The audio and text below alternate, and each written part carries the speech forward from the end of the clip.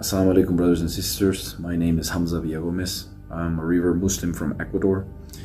I came to Islam about 6 years ago, and I've been a supporter of Muhammad Qasim for about 1.5 years. I actually flew to Pakistan to meet him at the end of last year, and it was one of the greatest things that ever happened to me. The guy is very nice, very polite guy, very gentle guy. And I wanted to talk about a reaction video from Mufti Menk, who is a scholar that I have admired for years.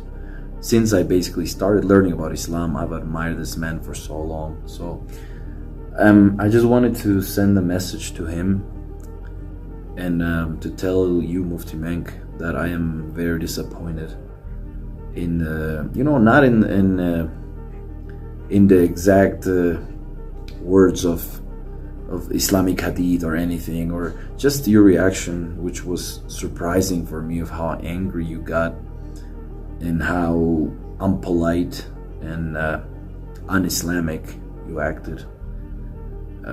What I learned from you in so many years is how Muslims are supposed to be kind and gentle towards other Muslims especially. And then to hear you say and quote that listening about Muhammad Qasim was laughable and ridiculous just disappointed me completely in you. And to hear a scholar, to hear me say that, or just hear a simple Muslim in the world say those things, still unacceptable, but to hear it from you was just so disappointing. From what I know, they've been trying to reach you for about 7 years, and they use the AI videos not to fool people, just so you know, or for the people that don't know. It was just to gain your attention, and they did. And of course, obviously, this didn't come directly from Muhammad Qasim. Some of the helpers of him did it, and they got your attention. And I think you did not even look up who Muhammad Qasim is at all, because of what you say. Of course, obviously, you did not look him up well. He's not a crazy man, first of all. He doesn't have a little amount of followers. He has thousands of followers, and not only in Pakistan, my brother.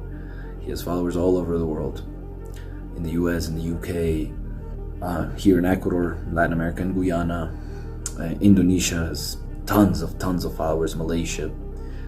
So for you to say that, and for you to say it's laughable, and for you to say all of us need medical help, I found it amusing.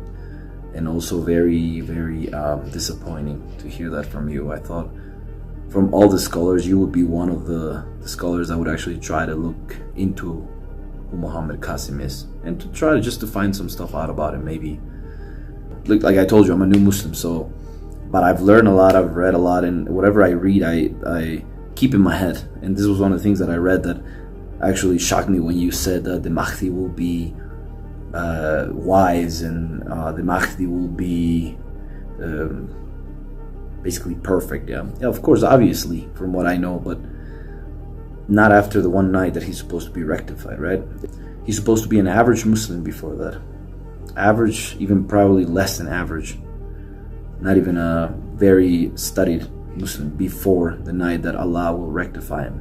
There's this quote that actually was really interesting for me, and I wanted to leave it here for you, which says, "All you who believe, if an evil person comes to you with any news verified, least you should harm people in ignorance, and afterwards you become regretful for what you have done." So even if this man would be an evil man, the last thing that the Ummah would expect of someone like you is to react in the way you did, to call someone laughable. And it's just very, very sad. And if something is ridiculous, it's your reaction towards this man, especially from a scholar. I just can't believe it. I came into Islam because I thought Islam, or I know Islam, the real Islam of Prophet Muhammad sallallahu alaihi wasallam, was peace, was love. And even, like it says here, even if an evildoer comes to you, you first verify it. You just don't go to conclusions without knowing nothing about this person, because like I said, you do not know him and I do. And as the hadith says, it says he will be a normal, average Muslim. Large forehead, aquiline nose, I suggest that you look into Muhammad Qasim a little more before jumping into conclusions and before talking so bad about simple men like that. I pray to Allah that He helps you find your way. I mean, you have a perfect life, so it wouldn't be convenient for you to have Imam al-Mahdi come soon. Oh, another thing, also, Muhammad Qasim has never claimed to be the Mahdi. I've been with him and he's never claimed that at all. The people that are behind him claim him to be the Mahdi. बहुत significant सवाल है. माजी के अंदर ऐसा हुआ है कि लोगों ने क्लेम किया है कि इमाम मेहदी जो है वो हमें, तो आपकी तरफ से कोई ऐसा दावा आने की उम्मीद ना रखें? नहीं, अब ऐसा हो ही नहीं सकता कि मैं कोई नौज़बिल्ला कोई दावा करूं, क्योंकि अल्लाह और खातमुन नबिय्यीन मोहम्मद सल्लल्लाहु अलैहि वसल्लम ने मुझे ड्रीम्स में कुछ अच्छी बातें भी सिखाई हैं. Final quote for you, and I think with this I will get my message to you. I hope you get to listen to me and call me crazy maybe in front of thousands of people. I want to say goodbye with this. It's this quote from Al-Hasan Al-Basri. It says, "The believer reserves judgment until the matter is proven." So like I said, I think you should go back, sit down, reflect on your words, especially as a scholar. You're the example for all of us. You are the base of Islam nowadays. And I think Prophet Muhammad ﷺ said also that one of the things that he was afraid of is the scholars that are in the wrong path, or the bad scholars. May Allah bless you, brother. Assalamu alaikum wa rahmatullahi wa barakatuh.